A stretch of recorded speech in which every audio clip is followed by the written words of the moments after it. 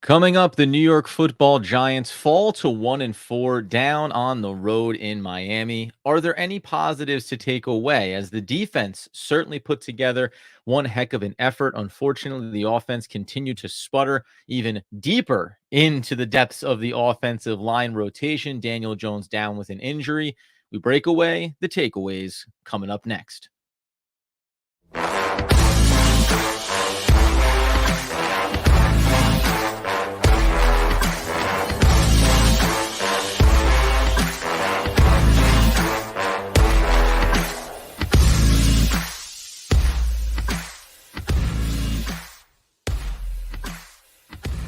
Yes, my friends, it is for better or worse OGP, the One Giant Podcast post game live on YouTube, where we appreciate everyone getting in. We'll spend some time getting into your comments and the conversation if you'd like to voice your opinion about what went down today on the field in Miami. This was unfortunately what ends up being a 31-16 loss for the New York Football Giants. A game where, again, they were down early in this one. The defense makes an absolutely enormous play on the doorstep of their own goal line. Jason Pinnock with the 102-yard interception return for a touchdown makes it a 14-10 game, makes it feel like something could maybe happen here. But Miami tacks on the field goal. They make it a 17-10 game at the break and then come out in the third quarter and open it up with a touchdown, making it 24-10 and effectively feeling all too similar, right? um, all too similar of a narrative around this team this year. Now, we will talk about the defense to start here, because if we're looking at this team right now, you have to say, even in losses, all we're looking for is positive signs that things are trending in the right direction. That's from a group level, offensively, defensively. It's also from an individual level. And on the offensive side of the ball, we'll talk about what was not impressive and what did not work, and how this thing basically broke down. But defensively, listen, the team showed a lot of fight on that side of the ball. They had the pick six, as we mentioned there, for Pinnock. Xavier McKinney had the tip pass that led to had the fumble that led to the interception. Okereke had the tip pass that led to the interception. So there were moments here where the New York Football Giants defense said, "Hey, we're trying everything that we can to keep us in this game." Now, the underlying theme for me, though, when we look at this, is that a 3-0 turnover battle victory, I mean, you got to go back and look, man. What are the times when you win a turnover battle 3-0 and yet lose the game by double digits, and yet really are not in the game at any point? So I applaud the defense for showing these moments, but let's be honest here.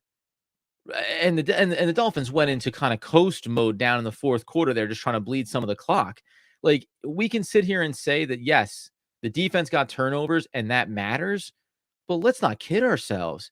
They got gashed time and time again, repeatedly, by everybody in this one. You had Aiken, who went for the 76-yard run there, right? Touchdown run. Massive. The kid has been electric this year. He continued to be 11 carries for 151 yards. Now, a long of 23 for Mostert, but there was in there one that came back on a penalty that could have been even longer. You had Tyreek Hill on the 69-yard play as well in this game. 8 catches for 181 yards. You had, and that, by the way, touchdown came on the blown coverage assignment by Xavier McKinney on the back end of this defense, where there's no way, at least I would hope not, where Hawkins was being expected, Trey Hawkins, the rookie, to go toe-to-toe, stride for stride with Tyreek Hill. Xavier McKinney bites down into the box. It leaves him exposed on the outside. Touchdown, right? And again, these mistakes and errors are okay, in totality. But I just think that when we step away from this one, because I saw this in game when we're having the conversations across social media, right? Real time reactions to what's not going well as the Giants start to go down 7-0, 14-0, 14-3, trying to battle back, right? It's that, yes, out of the two units, the defense certainly showed you more today. And also, they didn't show you enough. And I point to the fact that when you go in and look at the box score of this game, which even by the end of it, I think is ultimately also a bit misleading, because the Giants had a lot of clock being drained away there with Tyrod Taylor, and they're trying to see if they can make a game of it. I mean, it really was this slow bleed. They get the defensive penalty there that extends that final drive a little bit. 36 minutes to 24, effectively time of possession in favor of the New York Football Giants. So I heard this narrative that, well, the defense has stepped up in this game and the offense once again is not pulling its weight. So it's different than other games. The turnovers were different. But there was a point when the Giants had outpossessed the Dolphins 23-11 in terms of time of possession. Now, the story was still the same on the offensive side of the ball. Daniel Jones under siege, uncertainty around his ability to have time to throw the ball. But they moved it. They moved it on a couple of drives and yet could not find a way to be successful. So ultimately, there still is a sense of familiarity here when it comes to this game. Now, let's take a pause from talking about what we saw here versus what's going to go beyond this game. Daniel Jones goes down on that sack late in this one, and Tyrod Taylor comes in to replace him. The way that it was reported, at least in game, was that he had sustained a neck injury. And if you're a Giants fan of any substance, you know that that has to raise a ton of red flag warnings potentially for Daniel Jones and for the Giants, because Daniel Jones, going back, remember, had the injury that we thought maybe was they were talking about career ending potentially. And they had to figure it out and went through surgeries and got it resolved and got to a place where he was healthy back on the field. So everything about that play in particular made it look like he just kind of crumbled down awkwardly, and it's nothing on the defender. He rolls away from him as he throws him to the ground. There's nothing, illegal or egregious in the way that he got sacked. And there's a world where it's just a cumulative impact of what Daniel Jones has been going here and being under pressure time after time after time. We'll wait to find out what they have to say as far as the injury is concerned for Daniel Jones. But now, if you want to dial this ahead a little bit, you certainly can take the second and say, well, are the New York Football Giants going to sit here and have the conversation where if Daniel Jones is looking a little bit shaky coming through practice here, and obviously if it's anything of real severity, that's going to be Tyrod Taylor, who was trying to scramble and make plays happen and ultimately went down and had to take a minute there. And it looked like, from all reports, some people were saying, oh, we're going to go to the youngster here. It was going to be DeVito time. No, it was going to be Paris Campbell time, because he was the one who was warming up and preparing to go under center.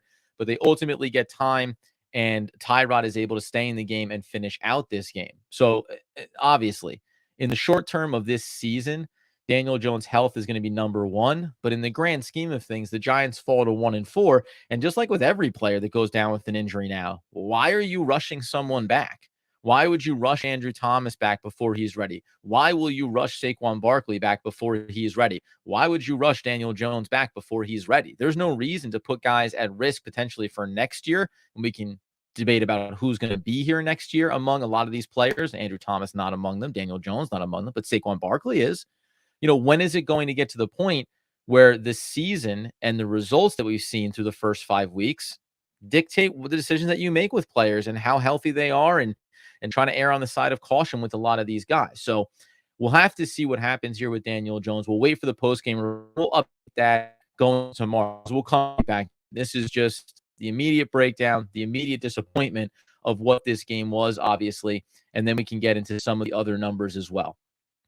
Listen, there was a point in this game when, after the 102-yard interception return for Pinnock, he was only 23 yards behind the entire Giants offense. And you go inside and you look at it, Daniel Jones, 14-20, just 119. I don't know. Are people going to get into the conversation about Tyrod Taylor coming in and going 9 of 12 for 86 yards and moving the ball? Some of the same issues that the offense was having with the offensive line. The one thing that I would take away from it, as Jones got sacked another 6 times, and I'm not making any type of statements about Tyrod Taylor and, the quality of his play. The one thing that Andy and I have talked about, though, this season relative to last year, the step forward for Daniel Jones was the pocket awareness, work progressions, the being ready and decisive to move out of the pocket when necessary and use his legs. We've seen that a little bit more over the last few weeks. But again, in this game, when Tyrod comes in, there just seems to be, and there are different models of player in terms of mobility, right? Tyrod Taylor can really scramble. Daniel Jones can run. Tyrod Taylor can scramble. And you saw that when he dropped back and was under siege and was able to kind of loop around, go right and circle back around left, still went down on a sack, but just his ability to try to buy a little extra time is clearly there. But he was very quick, and maybe he's watching from the sidelines and seeing what's happening to Daniel Jones. When that pocket was starting to break down, Tyrod Taylor steps up and away and up and away, and then he tries to run and tries to make that play to whatever degree of success. The thing that was frustrating, I think, when you watch Daniel Jones in this game, in the instances when he had time, the short hop there on third down to Wan'Dale Robinson, right? These are the things that we said the last couple of weeks where we get that he's under pressure constantly. The offensive line is a mess. They had the backup center go down, and then the backup center have to come in. They called up young players practice squad for the game. Thomas, not Andrew, being one of them that had to come in and play reps in this thing. So we get what a mess it is. But in those moments when you see Jones with time, it's dang, he short hops that play there, right? Or, and maybe more specifically, just his presence in the pocket. And again, he is the 23rd issue coming out of this game, if at all. Like, let's just be very, very clear about that. But this is what we're here to discuss, right? What can we look at and take away from this game? There's a play where Azudu gets beat for the 33rd time in this one, coming around the edge. And as Daniel Jones steps up, he steps up, and I should say this way, up if you're watching on YouTube, up and towards the center of the pocket where additional pressure is coming, rather than up and away from where Azudu had given up the initial pressure, up and away from that pressure, and work yourself into space. Again, when you're under the amount of pressure that he's under, I'm not going to nitpick about these things, but it's just, it is that sense of experience kind of helps you get to a place on a lot of these plays where you go, I know where my safety is here, right? I know where my out is of this pocket and of this collapsing mess around me. That was just a footnote with Daniel Jones, as we'll wait to hear about his injuries. The other things here in this one, the other part that I think I kind of pulled here early in this game, people will go back and say, right, the missed touchdown pass to Darren Waller. Thought it was good cover. I thought the DB did a nice job getting his hand in there and trying to rip his arm away, which made it a harder catch. But again, I put this into two bags, into a mixed bag of, if you want to say it's a moment away from making that play, okay, let's get that touchdown. You can't automatically assume that Jason Pinnock is not only getting the interception, but also taking it 102 yards, right? So when you look at this game and it finishes 31-16, do we know that if the Dolphins had needed 36 or 37 or 38 or 42, if they needed those points, could they have gone and gotten them? Probably, right? There was a bleeding of the clock here. Miami didn't score in the fourth quarter. And I don't think that's solely from the defensive stalwart of the New York Football Giants defense. So I think we have to just kind of live in this spectrum. When you are a team like the Giants right now, a bad team, they are a bad football team right now. You cannot look at and say, oh, if only this, if only that.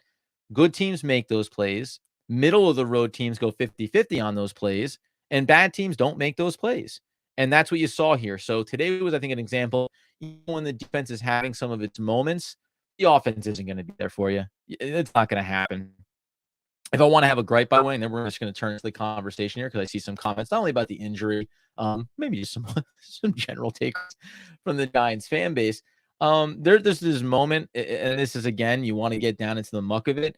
The Giants were down by 18 in the fourth quarter with 14 and a half minutes to go. They're on their own 30. It's a 4th and 3. I get it. The chances that you're going to convert that, like the chances that you're going to do anything offensively, are slim to none.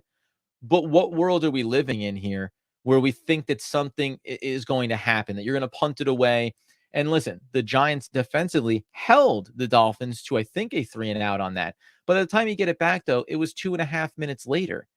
And the point is, at that moment, like Brian Dable, who a year ago to open the season, goal line, going for it, building bravado, road win, it just seems like that has been sucked out of him. That mentality, regardless of outcome of the game, has been taken away from this offense. And it just doesn't feel like there's that same confidence, justifiably, with how the performances have looked. But at some point, you have to say, okay, so you don't get the 4th and 3, you turn it over, Miami gets an easy touchdown. Was it going to matter if the Giants lost 38-16 or 31-16? No. But would it have made a difference at that point when you were down 18 in that game, where you're down 31-13 at that point? If you happen to convert it and you have a little bit of a drive, maybe it just ends in a field goal and it's 31-16 anyway. Maybe you get the touchdown and you get it to 20, and now you're talking about being within an earshot and maybe just making one more drive interesting. Those type of things, when you've seen the first 5 weeks of this season, I don't understand why every moment that you're on the field shouldn't be an opportunity to explore these players, see who can make plays, see how you can become more dynamic. Takeaways inside of the Giants offense, if we want to talk about that just for a second.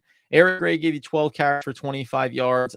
That's a mixed bag there. He had the fumble that was recovered by Azudu, ironically enough, with his terrible performance that he had. I look at that and kind of I did like, ran with some power, goes north and south in a hurry. The plays where he lost yardage, that wasn't on him. That's the offensive line seeping through. So I try to take those away and say, this could have been a 10 for 35 kind of day for him, and I think it would have been a nice sample size. Likewise, I thought that Matt Breida, you go down into the passing game numbers, it's so surprising. It felt like he was more involved in this game, but he had just 9 carries and he had just 1 catch. Why is he on the roster? Why is he on this roster? The whole idea is that he was the safety valve, just in case Saquon ever went down. And I'm not sitting here telling you that with the offensive line play that the Giants have right now, it's going to matter. That's the point. We talked about this in the offseason. Who cares if whether or not you thought Jashaun Corbin was going to be a player or not? Why would you keep Matt Breida around? And then when Saquon Barkley goes down, it's a 10-touch game for him. I cannot wrap my head around keeping a veteran player like this, understanding the pass blocking element of it. The offensive line has been terrible, and there's some type of value in that. I get it. But I just really, and this isn't a knock on Matt Breida, I think there's moments when you say, oh, yeah, there it is. He's quick. He's shifty. You like those opportunities. But he had 14 carries the week prior. That made a lot of sense to me against Seattle. He had 5 receptions on 6 targets for 48 yards. That made a ton of sense to me. What was going on in this game? Like, what was going on in this game? A game where you know the Dolphins can score. Why are you not using him more? I want to see Eric Gray play, but I can make a stronger case that Eric Gray should have been playing last week against Seattle, a much more winnable game on paper, even though you only put up 3 points and got embarrassed at home. This was an opportunity where it seemed like Matt Breida should be as heavily involved in the offense as possible and getting as many touches as possible. Not the case.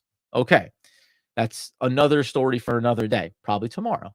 The other thing that I will say, just contrasting, again, maybe Miami's playing a little bit softer defense. Maybe the Giants and Tyrod Taylor is trying to prove something here.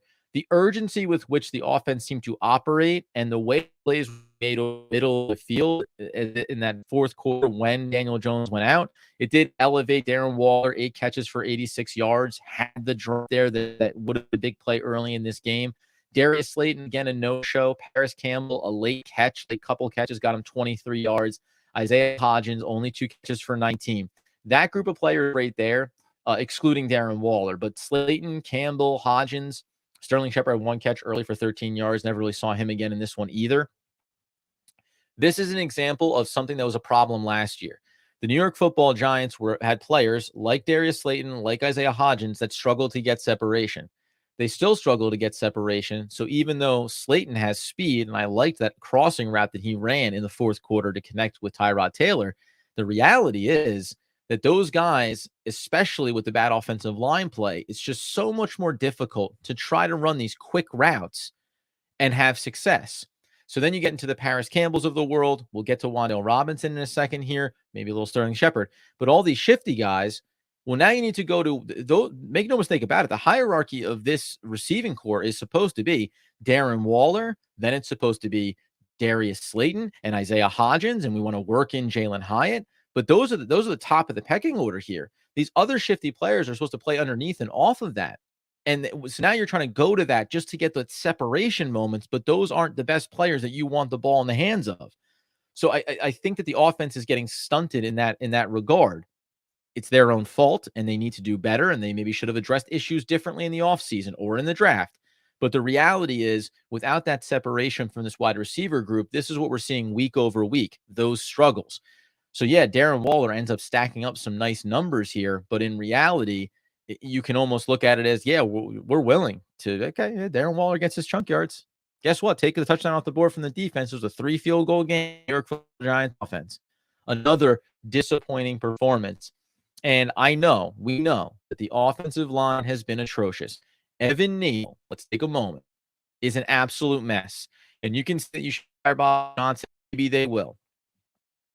But there is no world that Bobby Johnson coaches Evan Neal to put his eyes inside completely ignore the man running around the outside past him and going in untouched at Daniel Jones. Something is up with Evan Neal right now fundamentally that does not correlate to what we're thinking about as a prospect coming out of college. There's a problem there with him right now. He needs to be broken down to the studs as a player and rebuilt. And maybe Bobby Johnson's not the coach for that. But again, no offensive line coach in the world that starts a playoff and says, it's possible that man can come off the edge like that, and Evan Neal can be caught looking inside with no one really to address or put his hands on, and he never once gets his eyes back outside to figure out, did I miss something? Is there something that I should be addressing here? That is concerning at the highest possible level for this team right now. So we'll see what comes of that. And we know it comes on the heels of his comments, and he had the apology, and I'm all good with all that. I don't care. If you're productive on the field, that's what we're trying to talk about here. And right now, it's really hard to look at this roster and look at this offensive line and find production, right? That's the reality. Really hard to find production. I'm going to point out Kayvon Thibodeaux on the defensive side here. He had another strong week for himself. It's unfortunate that it's coming in losing efforts. And it's unfortunate, as we talked about some of those big rushing plays for the Miami Dolphins. Remember, this team put together 222 rushing yards. So this is, again, why I don't have like positives. Yeah, there's some individual performances that you can say. I thought that it was a better game from a guy like Kayvon Thibodeaux, who had the solo and had the sack and had the tackle for a loss. He also had the QB hit. I thought he had a deflection in here as well, but we'll round back out on who actually caught those. Pass deflections, 2 for Bobby Okereke, 1 for Xavier McKinney, led to the interception. There was Pinnock, there was Banks, there was Flott. So some guys getting their hands up in this one. Okay, great. But what are we talking about here? Take away the massive run, even if you want to. That was the 76-yarder. Okay. Still going to be a 150-yard rushing day in a game where they were able to dictate terms as casually as they wanted to. Tua threw 2 interceptions in this game, 308 yards and 2 touchdowns. After the second pick, I mean, he was chuckling about it. And this maybe the most important thing was like he was laughing because he didn't care. It didn't matter. This was not a game where if you were the Miami Dolphins, you had to be concerned about it. They'll come out of this one and say, we still got the victory. We got a lot of things to work on, plenty of stuff to clean up, left some plays out there, of course. And it don't matter. Listen, they got beat up by the Buffalo Bills. Maybe they're not that guy, right? They're not that team just yet. Fine. But they weren't worried about losing this game. They weren't worried about it. They were playing offensively against how many points they thought the defense would get against them. So that's why it didn't matter. And that's really what it comes down to. Let's take a little aside here. If you're in over on YouTube, thank you for being a part of it. I want to back up and just address frequent flyers with us, like Cy Guy Bry. He comes in with 1966, worst season ever, 112-1, slowly beginning to look doable. And then a little vomit emoji. Always good to express yourself through visuals if you can. Yeah, there was a stat up about, point differentials in first halves. I think the Giants were third. It won't get that much worse today. It was only a 7-point deficit at the halftime. But that deficit overall is starting to grow. It's only going to keep growing. And there's no world where this team is getting back to anywhere close to a neutral plus minus on the year. Record wise, we will see. This one's an obvious one, but I think sometimes the obvious statements need to get made. This line is so brutal. You better believe it, Justin. This line is 1000% brutal, and it's really hard. It is really hard to watch this unfold. There are injuries, right? You don't have Andrew Thomas out there. JMS isn't out there, but Evan Neal is a mess. Glowinski was a problem from the start of the year. Azudu, now, did they want him to be playing? Maybe not, but he also looks absolutely, brutal out there as well. So, the scramble that this organization has been around the offensive line is somewhat injury inflicted, and in other ways, it's self-inflicted because you didn't go out and do things that you thought you should have. You got JMS, great. You needed another corner. I get that. And by the way, Deonte Banks was a guy that I wanted the Giants to go get. But is there a world where I think that the Giants should have said, hey, maybe we need to get another offensive lineman, even in the first round, if the right player was there? It certainly feels like it should have been that conversation. If you joined us late, just on Peter, what's Daniel Jones' status? As of right now, it was a neck injury that took him out of the game. He left from that. We know he had the previous very serious neck injury that we weren't sure how that was actually going to affect his career outlook. So we'll wait to hear. Post game, you're not going to get anything from Dable anyway, so there's no point to even speculate on it until tomorrow. We'll get a little more clarity around that. And you also mentioned here, Peter, I wasn't sure if he was injured or if they just sat him due to the risk of actually getting injured since they were losing by so much near the end of the game. Yeah, no, he left the sideline and went into the locker room, and it was reported on the broadcast. The other one coming in here as well, a couple of them will be, here's Snack Dadius. Nice. Or Dadicus, your choice. How likely is it Tommy DeVito is going to be our starter in 2 weeks? I guess the interesting question there would be the health of Daniel Jones, right? If the health of Daniel Jones is in question and he's going to miss a couple of games potentially or more, that would be then you have Tyrod Taylor, obviously the veteran. And if we're talking about taking on the Bills and getting a loss there, then obviously at a certain point when you're 1-6, you can look at it and say, why not get a look at a player? I doubt they will. Right, wrong, indifferent. They're going to go with the veteran. He's the backup quarterback. And then I think maybe game by game, you'll see those opportunities.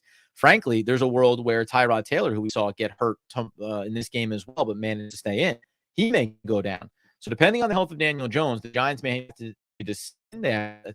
Davis Webb still on the practice squad, technically. I think he's sticking around this roster. But what are they going to do, right? Are they going to go out and get another quarterback in here? That out tomorrow, depending on how the injury report comes back. But if this season goes off the rails, yeah, DeVito will get a chance. He'll get a chance to show at a minimum that he can be the backup quarterback next year and beyond that, right? I mean, that's the floor you're hoping for him. The ceiling, spot starter, maybe. I don't think anyone has any high hopes for him. But once the season is officially out of reach, then yeah, we'll hear those conversations. Other one from Snack here too is Bobby Johnson getting fired tomorrow. Again, the NFL is the nature of sacrificial lambs. I'm not Bobby Johnson's done a good job, but you can look at a lot of these guys, whether it's the injuries or the performances on the field, and just acknowledging that there's no way that this is the way these guys are getting coached to just blindly turn away from the edge and act like it doesn't exist and there's no one coming for your quarterback. That cannot be the way these guys are getting coached. And also, we said before, there's no reason why you wouldn't make the change, right? Bring in a new, fresh set of eyes, see if they can't reorganize this thing, see if they don't come in skills that where these guys play at college and say, all right, in the short term with the injuries we have, hey, we're going to tweak, we're going to adjust, we're going to move, we're going to shift. This is what we have, right? And we're going to try something different until we get Andrew Thomas back out on the field and we start to solidify things on down the line. That for the most part, man, I think, we came into this game saying, what could the Giants possibly do to give you a sense of hope around the season and not even winning this game and not even winning next week? But we said this, remember, when you go look at the schedule, we're talking about a team that has to go and play the Bills in Buffalo. And Bills have been an interesting team. They've been up and down, right? But then you're going to turn around, you're going to get the Commanders, the Jets, and the Raiders. And in theory, on paper, we just saw the Commanders last week get beat by the Bears. I mean, a monster get dropped by the Bears. So are those winnable games? Yes. And I guess in theory, if you won 2 out of those 3, and you're talking about being what? You're a 1-4 team right now, and you could be a 3-5 team after the loss to the Bills, let's say, going into that Raiders game. Then you're 4-5, right? And then it's the Cowboys and the Patriots. And the Patriots are an absolute terrible team. And you can get in there. So there are winnable games on this schedule. But I just think I think the clearest thing here is that this team is not whole. This team has very glaring issues throughout it. And I'm always a fan of you win the games that you can win. It's good for the players that are going to be here long term. It matters to have success. And also, if the Giants need draft picks and they need high draft picks, and I'm not even talking about everyone's conversations about the quarterback right now, even just an offensive lineman, right? Maybe you want another offensive lineman. Having a high pick, it always makes that decision easier. It always gives you more flexibility. So I do wonder how the Giants are going to approach these next couple of games. If you lose to the Bills, you turn your attention really to those next 6 games, which are very interesting, because take away the Cowboys one, But the two against the Commanders, it's at least closer to a coin flip than not, even though I think the Commanders have been the better team to this point of the year overall. The Jets, great defense. What is that offense? And the Raiders. Like, there's a world where there are 4 wins inside of those 6 games. But like with everything we said to this point, until you beat a team, not named the Arizona Cardinals, until you put up points outside of those 2 quarters in the second half of the Cardinals game, I have to assume that all these games are losses, right? That has to be the way that you approach it. So we'll see how it plays itself out. Tomorrow, we'll come back in the afternoon. We'll talk about post-game press conferences, injury updates, and then again, further getting a sense here, as we saw Jonathan Taylor finally got his contract with the Colts. It was a bigger number than what Saquon Barkley was being offered before the season. Where do we stand? We talked about this the other day. At what point do you start to at least have the discussions around teams making phone calls to you? Hey, we're curious about Xavier McKinney. Are we up this all season, or is he a guy that we could add to our defense this just in our playoff push, right?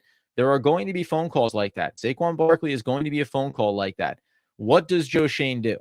And incidentally, when we talk about firing Bobby Johnson because Evan Neal looks so terrible, again, I think it's a both and, but Joe Shane drafted Evan Neal, right? He made that call. He said, I'm not worried. I don't want to miss out on Kayvon Thibodeau, and I'll take whatever offensive lineman's available at 7. This is whatever offensive lineman was available, and he has not looked the part. So we always say this, in the moment, new coaches, new GMs, new quarterbacks, new players, they all look shiny and they can look incredible, and that's amazing.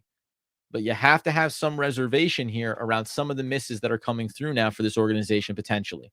Very last quick note, just because Andy said this at the time of the draft, and I think it bears repeating. Wan'Dale Robinson in this game, again, had 5 catches for just 18 yards. Getting the ball into his hands is not difficult. Him getting and working in space is for this team. And also, he went out after being shooken up on a catch over the middle. His health, it just seems like he is forever going to be a player that is going to struggle to stay on the field.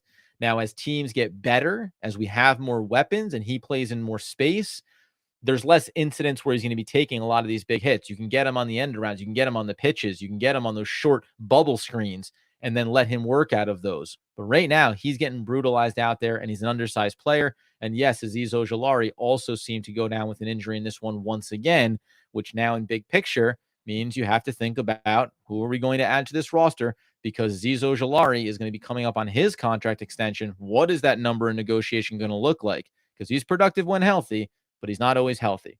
So more questions than answers, I think, came out of this one, obviously. And there was not anything significant that changes, at least my opinion. We'll hear tomorrow about whether or not this team can win ball game, whether or not they can win some of these gettable teams on their roster as we work our way through the back end of this season. We'll find out. But big decisions are going to have to get made over the next couple of weeks, because that deadline will come. Offer will be made, and it'll be up to Joe Shane to decide, are we going to punt on this season, or are we going to try to ride it out and maybe get a symbolic record by the end of the year that says, yeah, it was a brutal start, but we got better as we went along, and we feel like we can still build going forward. All of those updates and more tomorrow on One Giant Podcast in the afternoon. In the meantime, though, you get over to YouTube, you turn on the alerts. We appreciate you being on the live chat, so make sure you know when we're going live like this. You also get us on the podcast feed. It's 100% free. Leave reviews. That really helps us. Share it with people you know. That really helps us. And then also, of course, get over to Twitter. Follow One Giant Podcast. Follow at Adam Armbrecht. Follow at AndyMac214. And until next time, if he were here, he would want you to know that in spite of it all, as always, let's go Big Blue.